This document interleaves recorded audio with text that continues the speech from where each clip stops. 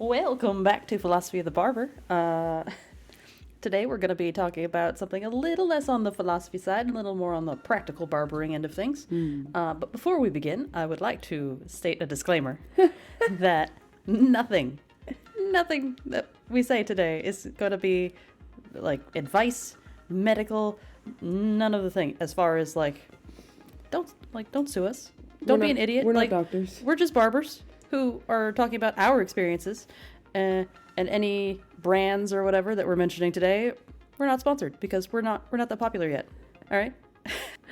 Welcome, Cassy. Hello. So, I figure we'll start from head to toe. Head to toe attire. Yeah, we'll go with the debate of generations. Should barbers wear hats to work? For me personally, I feel like it depends on the vibe in the shop, and if that's like a cleanly hat. Like if it's because if it's the hat they've had for 10 years and it's never been washed. Yeah, that you can see like the dirt and grime stains on it, then like maybe not. Salt rings. Yeah. Blech. But I feel like if it's a nice hat and it's like you're cleaned up, then it shouldn't be an issue. I think it depends on what's underneath the hat. Honestly, very subjective. Like, hey, if you're bald, or you need all the help you can get. I understand. You're cold. Yep. You have to protect yourself in case you hit your head. Like, seriously. Even a little bit of hair, way more padding than nothing. It's wild how I feel like bald people are. Well, maybe it is just because it's more noticeable, but I feel like there's always a something. Yeah, like a ding. Yeah, a ding, a scratch, a scuff, a something. Well, it's because they have no padding. Like, the difference between wearing a glove and not wearing a glove at the gym, like, that's a thin... Listen, seriously. It's a thin layer, but it makes all the difference. Same thing with hair. I wear mine all the time. But we got to keep our hands nice. Yeah, I'm trying. Trying not to beat them up too much. Yeah, but you're abusive. They're accident prone. They're independent from the rest of my body. Correct. They just do their own thing sometimes. Oh, but also, if you're hiding like a serious lack of a haircut under your hat, I feel like that gives a certain impression as a barber. Yeah. It's like, I'm sorry, you can't get a haircut. You work at a hair place. Why? How can you not get a haircut? Do your coworkers not like you that much? But also, like, how have they not, like, kidnapped you and shoved you in their chair? Correct. So that they don't have to look at you like that. That's my thing. Because at some point, I eventually get fed up. I'm like, all right, just come here. Yeah, unless they, like, articulate that they're growing it out. Yeah, that's obviously a different story. Right. And it's like, all right, awkward stage, you want to hide it with a hat. Totally get it. But if that's what you're promoting to your clients... Yeah. Then I feel like your clients may not come and get haircuts as regularly.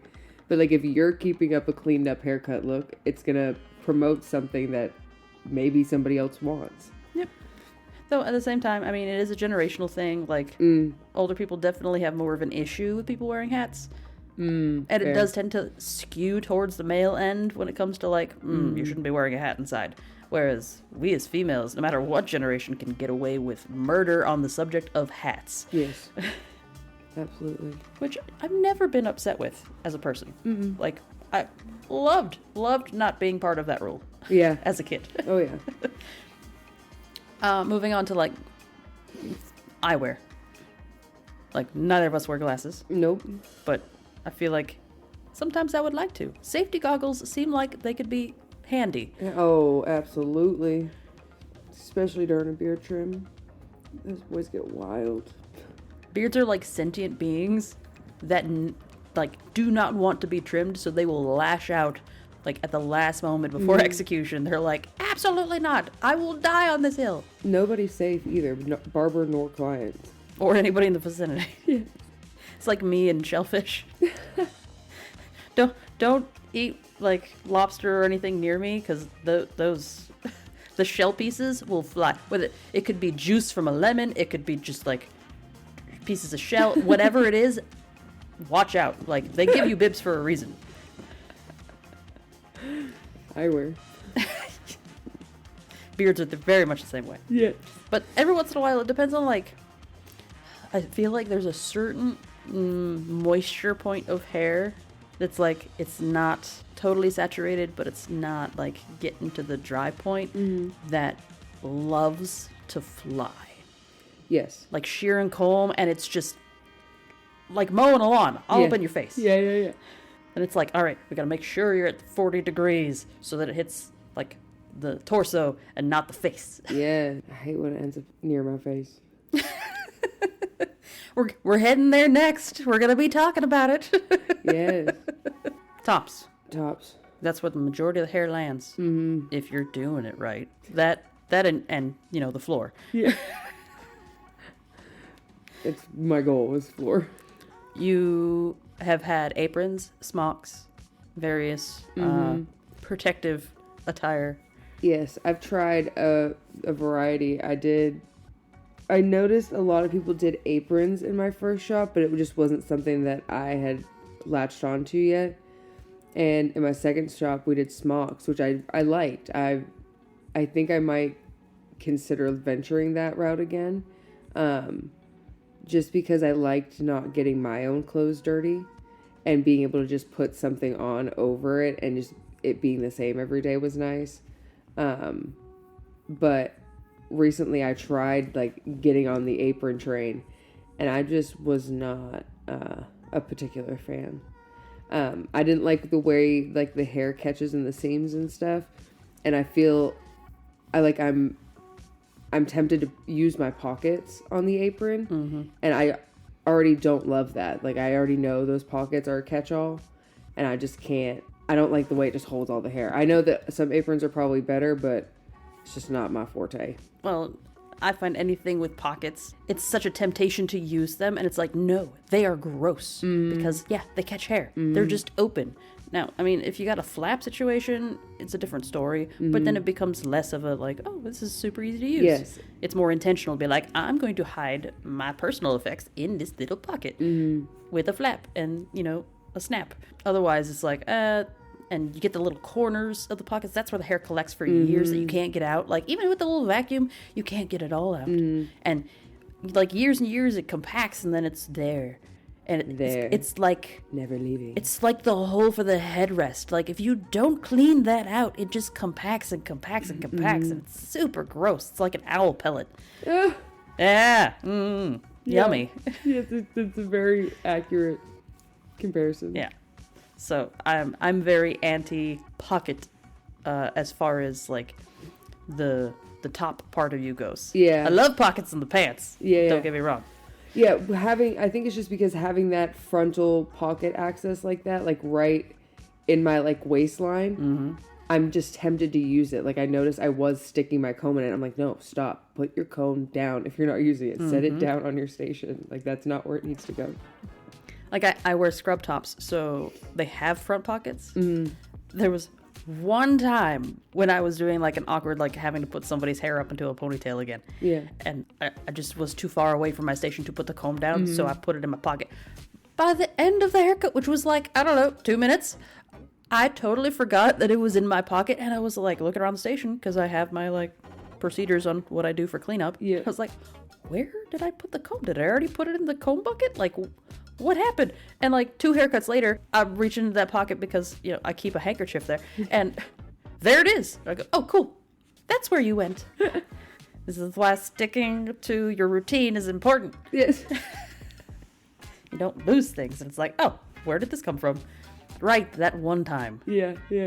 But scrub tops I find to be, like, right now, because I've gone through a lot of different attire choices, because I'm very much a routine-based person. Like, I'm very functional. I'm not in the job for fashion purposes. You're not going to see me, you know, rocking a $200 pair of sneakers, like that sort of thing. There's no flex in what I wear.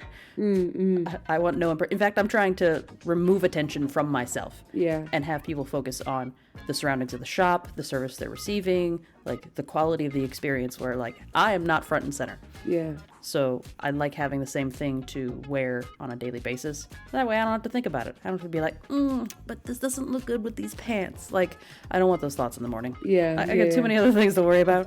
And with my military background, and even in high school, like my senior year, public school changed to uniforms. And I mean, that was kind of a bummer in high school, but it set me up to be like, you know what? It's really easy to just get up and wear the same thing every day. Yeah, I will say we actually, when I moved to Florida when I was a kid, I started at a brand new junior high, and they implemented a very strict dress code. And so we could only wear 3 colors and like 2 different colored pants. And so it was very, like you said, it's very easy to just get up and put the same thing on every day. And making that transition going into high school, it became a little bit more relaxed in high school.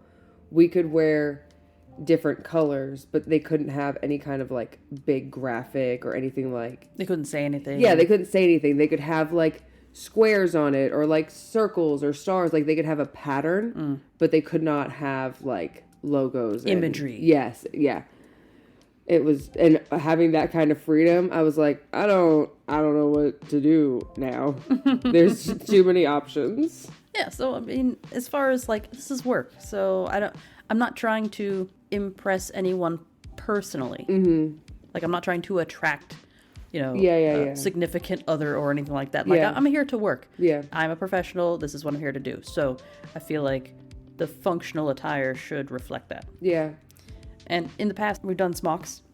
I like those. Mm-hmm. But even then, underneath that, I'm just wearing the same, like, 5-6 t-shirts, shop shirts that have our logos and artwork on it. Nothing crazy. Mm-hmm. Nice and simple. Yep. Now, pants. Take it away.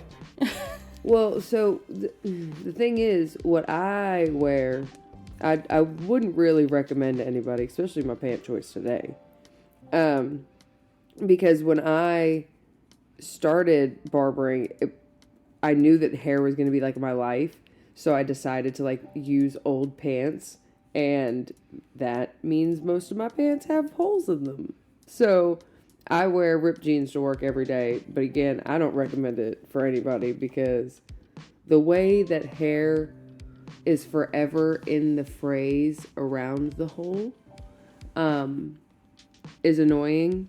But I'm not going to continue to ruin pants, so I just suffer in silence. Not so much silence. Sometimes silent suffrage. It depends on where the hair splinter is. But hopefully I'll be able to invest in some holeless pants soon. I do own like a couple pairs, and I like those cargo pants that I wear. Yep. But I have one pair of those, so I just need more once I'm able to like start invested in some more work attire. Well, and I've gone through a few durations of like what I'm willing to wear to work for pants. Like, I've worn jeans, but jeans become a problem in the summertime. Standing all day, moving around, and depending on your body type, like you got different complications to worry about. Mm-hmm. So, and I tend to wear guys' clothes usually because comfort and practicality over fashion. But I've slowly kind of morphed towards like, all right, what type of like female pants can I wear? Because I don't want to look like a frumpy ball and nothing. But I still want to be comfortable and not self-conscious on either end. Yeah, exactly. So I've done jeans, I've done cargo pants, which I love pockets. Like, I'm not a purse girl. I'm a pocket queen. So I had like 10 pockets in my pants. Pants pockets. It was great. As long as they have flaps or they're like out of the way of the hair falling. Yeah. But also I like pants that typically cover my shoes because I don't want hair to get in them. Yeah. However, we'll get to that in a second. But now I'm definitely into the stretchy joggers, so I still have pockets. But like the material definitely allows hair to fall off of it and not get in it and get the stabbiness, and you're like, why do my thighs itch? I don't like that. I'm not like, I must wear pants. Yeah. I cannot wear shorts, skirts. Like, I've tried to dress once, and I was like, absolutely not, never again. Like, strictly for Sundays, thank you. Yep. But mostly I do it for shock factor, if I'm going to do that. Yeah. It's really just to have people be like, what? I've never seen you in that. It's kind of like seeing somebody in shorts for the first time ever that you've never seen in shorts. You're like, I'd never imagined your legs in the first place. Yep. But now it's really weird because it's like, oh, you have legs. Yeah. The only time I tried wearing a like knee length short to the shop before was because I'd gotten a tattoo on the back of my calf and the jeans just hurt to rub against it, and so I wore shorts, and I I was just uncomfortable with my legs exposed, with the hair just everywhere. Like, I do my best to, like, not get hair on my body. Like, I'm very much, like, I try to be particular about, like, where the hair goes as I'm cutting, but just having it free falling, like, at my ankles and stuff like that just made me so uncomfortable. I feel like my ankles were super exposed to just hair tucking in my shoes. Well, and you don't typically wear something over a fresh tattoo. Like, you usually let it breathe, right? So that's, like, really asking for danger. Yeah. Like, they, not to get into, like, tattoo info or anything, but, like, they have a skin you can wear, but I'm allergic to adhesive, so that would actually, like, really mess up my tattoo. So I only, like, cover in cellophane for, like, 24 hours, and then it's completely exposed from there on out for me. So I just have to be careful and wash it a lot. Rolling the dice when you're dealing with hair. Yes. I don't want a hair splinter in a fresh tattoo. Oh, that sounds like it'd be terrible. No, thank you. You gross. New fear unlocked. Right? No shorts. No. Well, and then there's the whole, again, kind of like hats with the generational thing of, like, what are you portraying as professional to a customer who doesn't know you from anybody? Yeah. Or in a shop where this is the first time in their shop. They have no idea what to expect when they walk in. Like, how are they going to determine who they want to sit with? So when it comes to the first impressions, you get 3 first impressions. You get the visual first impression, you get the, like, speaking to somebody first impression, and you get the physical shake hands first impression. So visual first impression starts first because it's from a distance. Yeah. So if I don't know anybody from anybody, I'm typically going to go towards the one I think is the most professionally dressed. Agreed. And I mean, if it's the vibe of the shop, you're like a surfer style shop or a skater style shop and everybody's wearing them and, like, that's just the vibe. Totally different. Cool, I get that. Like, and that is a uniform impression that you give people. Yeah. And so, solid. But, like, if you're the one who's wearing shorts and you got somebody else who's wearing a collared shirt and slacks, it's like, okay, there's no uniformity here, number one. Yeah. And I'm always going to be drawn towards somebody who's more professionally dressed. Yes. So there's always that to kind of remember as, like, from a branding perspective. And we could talk about shoes. Ooh. Because shoes are the most important part of a barber's outfit. Because Agreed. we're on our feet all day All long. day. And I was even just noticing this morning that I need to buy new insoles. Oh, do you? Yeah, like, I'm starting to feel, like, in the heel. Like, that's, like, the first sign. It's Yeah, like, yeah. Yep, that's time. But, like, the hair. This is the only thing to think about when it's what you wear. What you have to take it in consideration, and it becomes our lives. Like, it's worse than sand. Yeah. It's worse than sand because it sticks in places longer, and sand doesn't stay in your skin. That's fair. That it's fair. I just really hate sand. I hate sand, too. Like, I wouldn't want to be a lifeguard at the beach, but I'm cool with being a barber. Well, their saving grace is that they can rinse off. I would rinse off all the time. We don't have that luxury. Yeah, just blow ourselves off. If you have one of those, like, air compressors, then, like, power to you. Yep. Some of us do the whole, like, manual brush. Yep. But so, like, that's why I wear slip-on shoes, because hair in the shoelaces gets unbearable. super gross. Like, in the corners, at the bottom, and then just in the laces themselves, and they look so gross. Like, no broom can get that stuff out. No, I appreciate that these shoes, because they're like a thin cable tie almost shoelace. I've never had an issue with hair getting caught in these. But these are like my winter warmer shoes. So, like, transitioning this summer, I'm gonna have to buy different shoes because I'm still only a few years in on my shoe journey, and the last 2 I've been using Converse, and I can't do that again this year. One, because I don't want to have to buy a pair of shoes to ruin. Well, I am obviously gonna ruin them, but, like, the Converse are just gonna get so ruined. Like, my pair that I only wore last summer throughout the work season was, like, I can't wear them again this year. Like, once I put them on, I will already have hair splinters in my feet because there's just no getting them out of the laces like that. And, like, the way it's in the fabric all along near the little eye holes where the laces go. Yep. it's just, there's no going back. There's no going back for them. Well, and even the amount of effort it takes to clean hair out of shoes that are made in that way. It's just so much work. Yeah. Like, if you're a sneakerhead, like, how much work do you have to put into cleaning your shoes on a daily or weekly basis?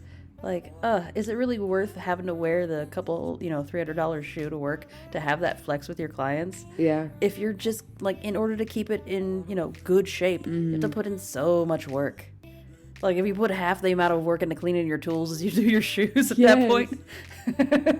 I remember one time I went to the Barber Expo in Connecticut, and this pretty Instagram famous barber asked me to do to be a model for him for a haircut on stage. So I was super excited, and I go up there, and of course I'm attending the expo, so I'm dressed cute. Like, I've got my good all white brand new leather Converse on.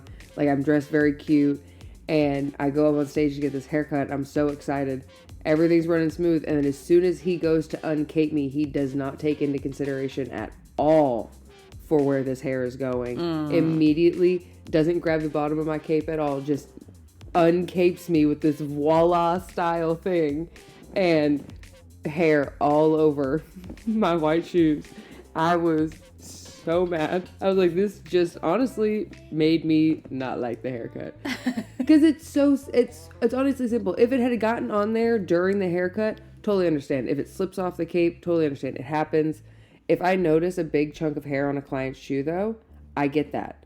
Like, I'm just that kind of person. I don't want you to get up and see that. Like, I'd rather try to clean off my mess before. That's just, I don't know. That's just my. It's being considerate. Yeah, that's just my style. Like, I want to try to keep you as clean as possible. Hence the cape I put on you in the first place.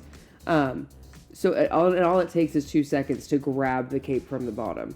And when he didn't do that, I was just like, no, thank you. Yeah, you've ruined this entire experience. You just gave me such an ick. I was like, and then I immediately also, as I feel like you can relate, I'm not a huge product in my hair kind of gal. Yeah, no. And there was lots of texture powder put in my hair that day. And I felt like this big, and of course he added volume. He had the blow dryer out, teased my roots. Like, it was a whole big thing. And I had this big old cotton candy ball on the top of my head. And so then when the shoe thing happened, and then I touched my hair and it was like sticky, I was like, I'm dirty now. Like, I want to go home. Like, I don't understand what's happening. Word of warning before anybody attends an expo and decides they want to volunteer to be a model. Yes. Watch your shoes. Well, and I think that's unfortunate that, like, they're prioritizing one aspect of their profession over another. It's like, you can be a phenomenal platform artist and still give a crap about your model. Yeah. Like, it doesn't take that much effort. So, all right, back to the shoes, specifically. Not only do I wear slip-ons so I could totally just avoid the whole shoelace situation, but I have bought into the YouTube ad world of Vessies because they're waterproof. And my logic is that if they're waterproof, they might be hairproof. That's good enough logic for me. And so far, that has worked out. Now, there is a bit of, like, comparing pants to shoes, because you gotta, like, take into account how much coverage your shoe is gonna have. Like, I'm gonna rock high tops as long as I rock joggers. If there is a cuff on the bottom of my pant, that means my shoes are not going to be covered by my pant leg. I need to have high tops because, like, at the bottom of the ankle, having hair collect there, it's absolutely terrible. Not. Like, I've got one little area where it could, like, hair could slide in there, but, like, I'm willing to deal with that.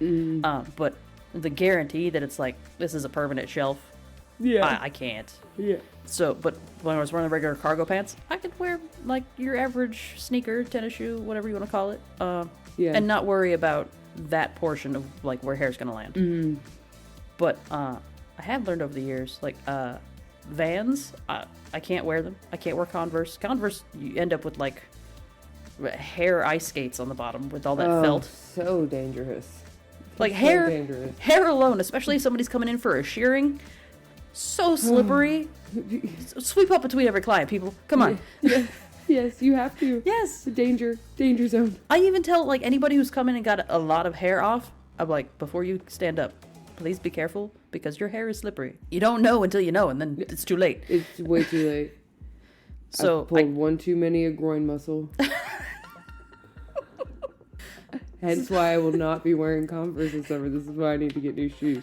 I need to start looking at Doc Martens again. lesson learned. Lesson learned. I'm not doing that to myself again this year. I feel like it might be a little bit better once you wear the felt off of That the takes Converse. so long. Right. Like I own half a dozen pairs of Converse because I wear them outside of work. Mm-hmm. But because I have so many different ones, like no one pair has had that worn off yet. Correct. Same. It's like I don't spend enough time like pivoting on concrete to wear that off. Like I'm not a skater. Or sandpaper, like the top of a skateboard deck. Like it's not where you'll find me. Yeah. So I don't get that. Like, what am I gonna do? Take a thing of sandpaper and just sand the bottom of my shoe? Sounds like a great idea. They should do that for me for the amount of money they cost. Though, granted, nowadays, I mean, that's comparably nothing if you're into sneakers. Yeah, honestly. For somebody like myself who has high arches, like, it's all about the insole. I need to have support. I've tried barefoot shoes because I've found leather ones, so it's like I don't have to worry about hair getting into, like, breathable holes of every vintage shoe that you can walk into a Nike store and get. I can't do those. But even the barefoot shoes, I can't do that all day. Like, I'm somebody who, doesn't wear shoes at home. Yeah. But, like, there's this muscle in your leg that people don't realize is there that directly supports your arch if you have one. And it, like, goes all the way up to your knee. And when it gets angry enough, it will feel like you've pulled something in your knee or torn something. And that's not fun. When you can like barely walk like a normal person because you're just making one muscle work so hard. Absolutely not. So with my weird high arches, I need to have support. And the only other pair of shoes that like off the shelf have been able to give good support for a certain period of time are Sambas. Because they're a soccer shoe. Yeah. But they only come in like 2 colors. You want black or you want white? Oh, really? Yeah, and I'm not a white shoe person. No. Absolutely not. I own one pair of white leather Converse. Like, that's Ruined. it. That's it. I own the one pair. I avoid white shoes as much as possible. They're shoes. They're always on the ground. I feel the same way about cars. I know, I hate my white car. But I didn't have many options on the day of purchase. So Right. I feel the same way. White can just get so dirty. I don't own a lot of white clothes. I own very minimal white for like special occasions. Right. And it's all right. I've got like white button downs. Yeah. But that's because it's just a base for an accessory. Mm-hmm. But otherwise, yeah.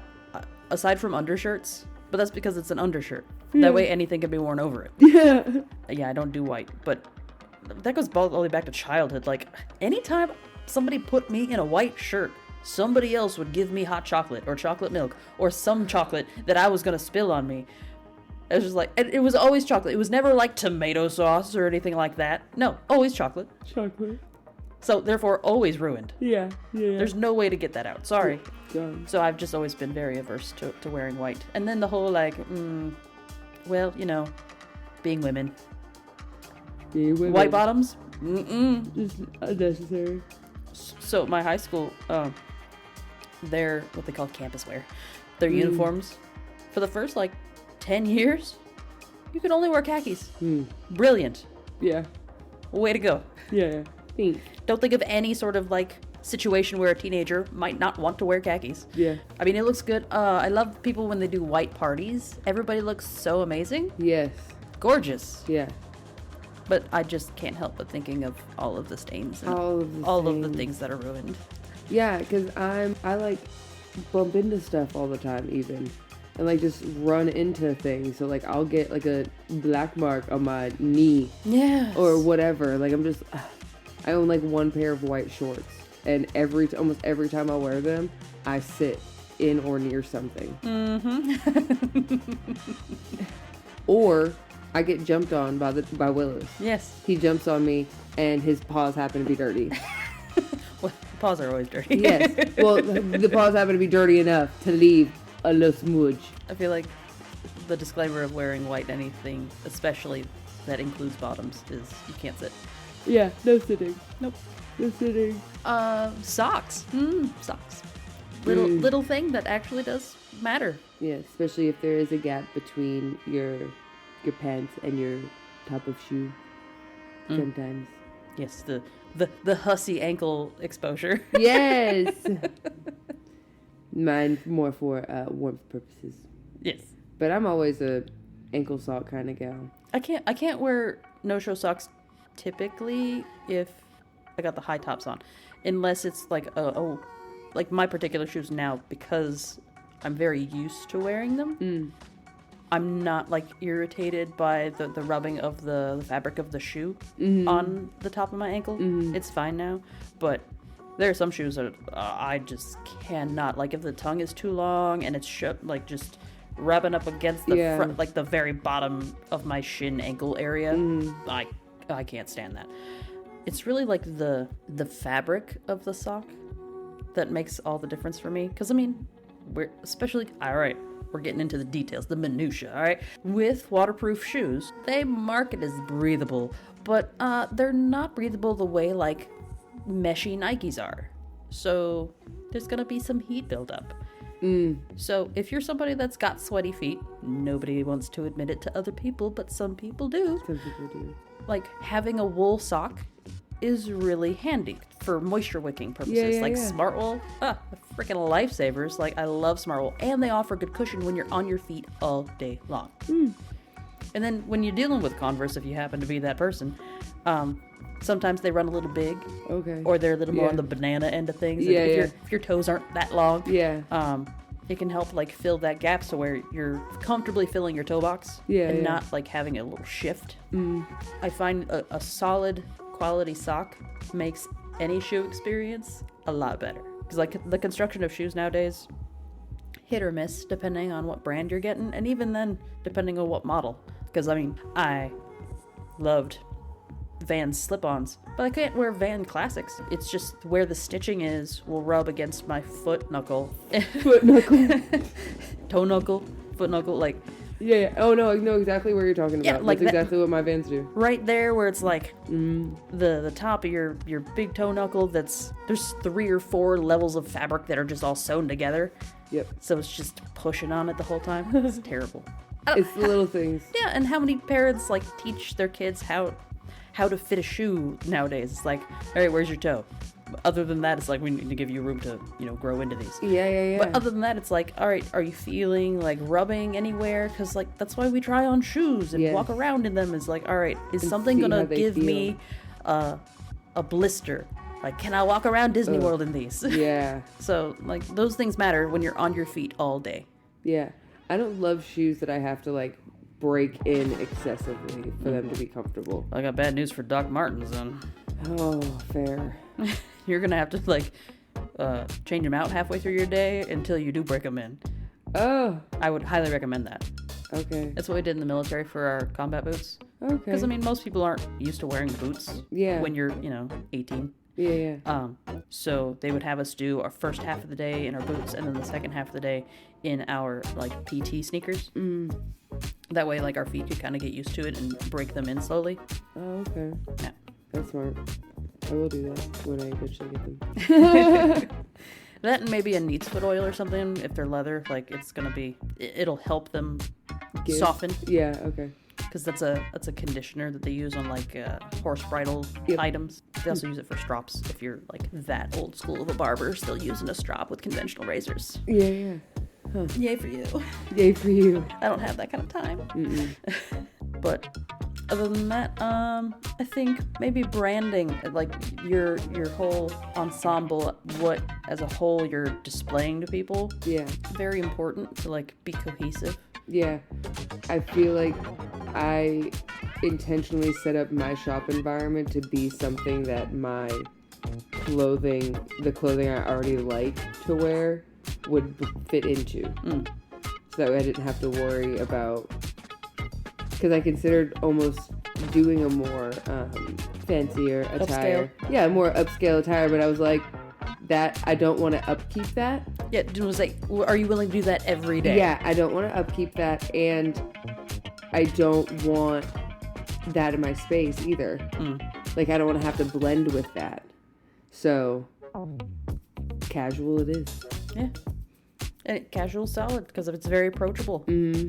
Just like with the previous topics, I'm definitely a proponent of set an expectation for yourself that you can meet on your worst day. Yes. So, and that's why I gravitate towards uniforms. Like, I don't care if I got 3 hours of sleep and am super bummed or stressed or like any other kind of way. I still am going to visually be the same expectation that anybody should have of me. Like, so it's like, all right, I automatically know exactly what I'm going to grab every day. Not a problem. Bing, bang, boom. So it's never like I forgot to iron my shirt. Or, the laundromat is running late, or the dry cleaner. It's like, lovely, cool. And then you have to, like, scramble and figure out an alternate situation. I don't ever want to, like, have that. Yeah. So, yeah, I definitely like the just grab and go. But I think it's important if you're in a shop that has a uniform that, like, it's good for you to have your own spin on it while still respecting the purpose of the uniform in a shop. Yeah, and the message that the shop is trying to portray. Yeah, it's like, find a balance. Like, you can still be you. And, I mean, that's one of the things with your hair. It's like a permanent accessory. Doesn't matter what you're wearing. You can always, like, display your hair. Especially because that's what you do for a living. Yeah. But also, like, you know, if you wear glasses, rock in, like, your super cool frames. Like, those types of accessories, or bracelets and stuff, I still don't understand how people wear them. Like, I could barely wear rings. But, like, if that's something that you're comfortable wearing, like, all right, that's a way for you to display your individuality to your customers and to be comfortable in yourself. Because, I mean, that's important. I'm comfortable in the vast majority of my wardrobe. So I don't even think about, like, the comfort aspect of it, because I've already taken that into account before I buy these things. But there are a few things that, like, I've tried to, you know, get myself out of my comfort zone a little bit, and I don't necessarily feel as confident in public, even though other people are like, oh, you look fantastic. Like, it's not my comfort zone. So even though I may look good in it, it's not necessarily something I would reach for, because I go, I would need to exert more effort throughout the day to feel okay in that than if I, you know, grab something that's in my, you know, regular rotation. Yeah. So I feel like taking that into account and going, all right, what is comfortable for me? Yeah. Because that's different for everybody. Everybody's got different body types. Everybody's got different insecurities. Like, take those things into account. That way you feel as confident as you can. Yes. Without sacrificing your body to the hair splinter gods. Because we didn't even talk about the concept of, like, low-cut tops for women. Oh, God. We didn't. The danger. Like, you can... I'll wear the low-cut top occasionally, but if it's too low, you have to be careful because the hair will occasionally land on the chest. Yeah, we're talking, like, mid-sternum. Yes. Is, like, the lowest. Yes. There is no actual cleavage showing. No. If it is, you've already lost. Yeah, absolutely. Game over. Hair splinter locks are yours. And then the bra's ruined too. And, like, hair splinters in those types of areas, no. They're the worst. And until you've experienced it, you don't know. Yep. Do not understand. It's kind of like getting one in your foot and not realizing it until you're in bed and the sheet runs across it just right to twang it and have shooting pain. And you're jump up out of a dead sleep and you gotta look for that sucker. I hate that. That's my least favorite. Oh, your least favorite? Yes. What's your favorite hair splinter area? What's at the top of that list? Hair. Finger. Honestly, finger. If I could get anywhere, it's the finger. At least that's easier to find, see usually. I hate the foot. it's hard for me to get them and see them sometimes. I will say I do sometimes get hair splinters under my nails. Like I have one like right under my middle fingernail right now. And it's just like it doesn't cause pain or anything because it's all the way in there. I have to wait for my nail to grow out before I can get it. Become one with it. Yeah. So I mean, it's just like I know you're there, but you're not causing me any trouble. Mm-hmm. It's kind of like a spider in like hanging out on your porch light. Oh yeah. I go, oh hey, what's up, Fred? Stay there. Yeah. Enjoy your feast. As long as you don't come inside and cause me anxiety and issues, we're good. Fine. Yep. As long as I can see you, I know where you are. Clear. All set. Don't ever come on my door. So yeah, as far as friendly hair splinters go, under the nail where it's like, all right, you're not a problem. I can't get you by, obviously, washing my hands or anything. Yeah. All right, I'll see you in a couple weeks and then I'll take care of you. Any other attire subject matter? Or are we pretty good to go? I think we're good. Fantastic. Thanks for joining us for this lighter end of the conversation, a little less philosophical, a little more on the practical end. And we will see you all next week. See ya.